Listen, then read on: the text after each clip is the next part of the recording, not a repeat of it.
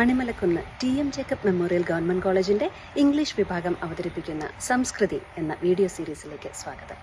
College സ്ഥിതി ചെയ്യുന്ന കൂത്താട്ടുകുളം എന്ന പ്രദേശവുമായി ബന്ധപ്പെട്ട ചരിത്രം, ഐതിഹ്യം, സംസ്കാരം, മറ്റ് പ്രത്യേകതകൾ എന്നിവയെല്ലാം അനാവരണം ചെയ്യുന്ന ഈ പരിപാടിയിൽ ഇന്ന് ഞങ്ങൾ നിങ്ങൾക്ക് മുൻപിലെത്തിക്കുന്നത് കോളേജിൽ നിന്നും 5 കിലോമീറ്റർ മാത്രം അകലെ സ്ഥിതി ചെയ്യുന്ന പ്രസിദ്ധ വിനോദസഞ്ചാര കേന്ദ്രമായ അരീക്കൽ വെള്ളച്ചാട്ടമാണ്.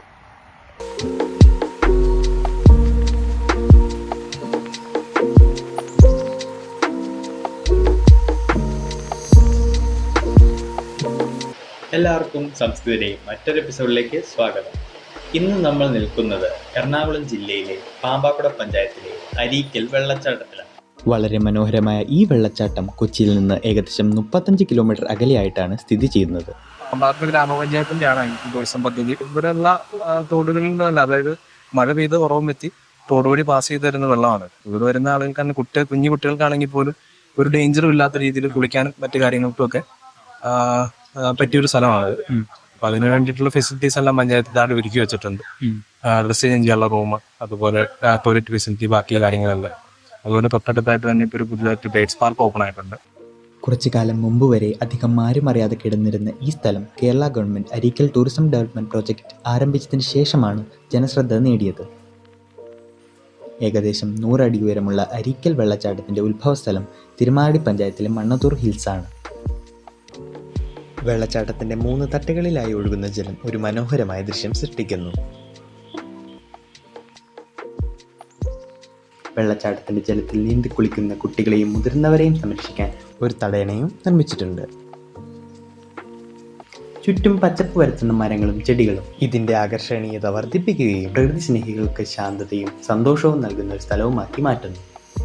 ഓണത്തിന് സാധാരണ നമ്മൾ ചെയ്തുകൊണ്ടിരുന്ന ഒരു അരീക്കൽ ഫെസ്റ്റ് എന്ന് പറഞ്ഞൊരു പ്രോഗ്രാം, ഒരു 10 ദിവസത്തെ പ്രോഗ്രാമാണ്. അത് രണ്ടും വിജയകരമാണ്. ലൈറ്റ് അറേഞ്ച്മെന്റ്സ് സാധാരണ കൊടുത്ത സമയം 8 മണി മുതൽ 6 മണി വരെയാണ്. അപ്പോൾ ആ സമയത്ത് ഫെസ്റ്റിവലിനോടനുബന്ധിച്ച് അതൊരു ലൈറ്റും കൂടി എക്സ്റ്റെൻഡ് ചെയ്തുകൊണ്ടുള്ള പ്രോഗ്രാമുകൾ, കലാപരിപാടികൾ, ലൈറ്റ് അറേഞ്ച്മെന്റ്സ് പരിപാടികളെല്ലാം ആണ്. തൊട്ടടുത്ത് സ്റ്റേജ് എല്ലാം ചെയ്ത് അതൊരു 9 ദിവസം നീണ്ടുനിൽക്കുന്ന പ്രോഗ്രാമായിരുന്നു. 31 ന്യൂ ഇയറിന്റെ വരെ തീരുമാനമായിരുന്നു. പിറമാടം വെട്ടിമൂട് റോഡ് വഴി സഞ്ചരിക്കുന്ന യാത്രക്കാരുടെ ശ്രദ്ധ പതിയുന്ന രീതിയിലാണ് വെള്ളച്ചാട്ടത്തിലേക്കുള്ള പ്രവേശന കവാടം. അരീക്കൽ വെള്ളച്ചാട്ടത്തിലേക്ക് പ്രവേശിക്കാനുള്ള ഫീസ് 20 രൂപയാണ്. താഴോട്ടുള്ള പടവുകൾ ഇറങ്ങും തോറും വെള്ളച്ചാട്ടം കൂടുതൽ വ്യക്തമായി കാണുവാൻ സാധിക്കും. പടവുകളുടെ സൈഡിൽ സുരക്ഷയ്ക്കായി കൈവരിയും വിസിറ്റേഴ്സിന്റെ കംഫർട്ടിനായി ഇരിപ്പിടങ്ങളും ഉണ്ട്.